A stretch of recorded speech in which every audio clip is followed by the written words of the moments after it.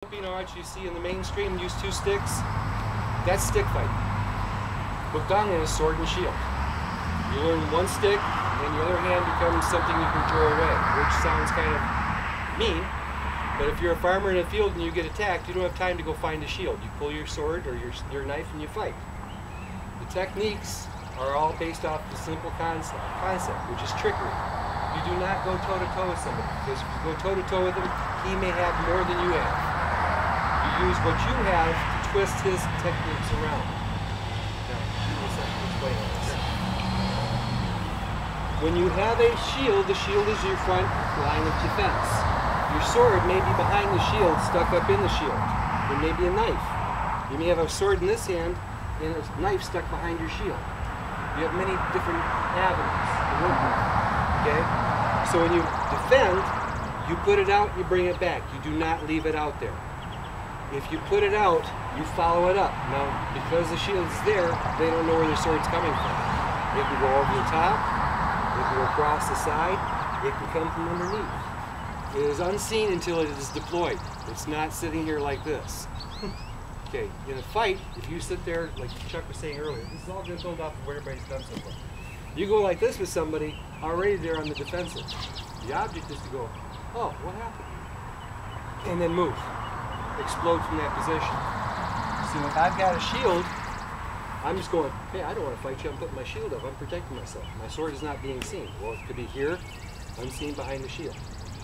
In a fighting situation, sorry, Jake, I'm sorry. I don't want to fight like this. Typical recap, right? You're leading your weapon. Where's your defense? It's your armor you got yourself padded all up with.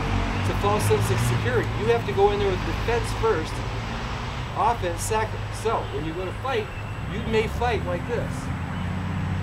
Now it doesn't look like I've got reach, but I do. If he goes to strike, immediately I'm on top of him, which is your explosion. Okay? If he goes to strike at me, boom! I'm not going for his head, I'm going for his arm. He can't hold his weapon if I hit his arm.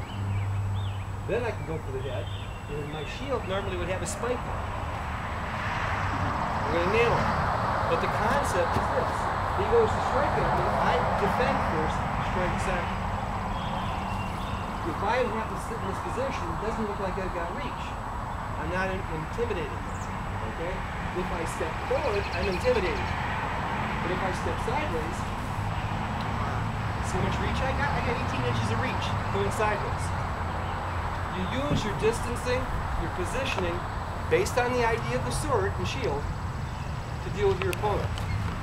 The concept I want to play with right now is this. With a shield, you're fighting somebody. There's my shield. I want to either distract it, go over the top, distract with it, go underneath, or use it.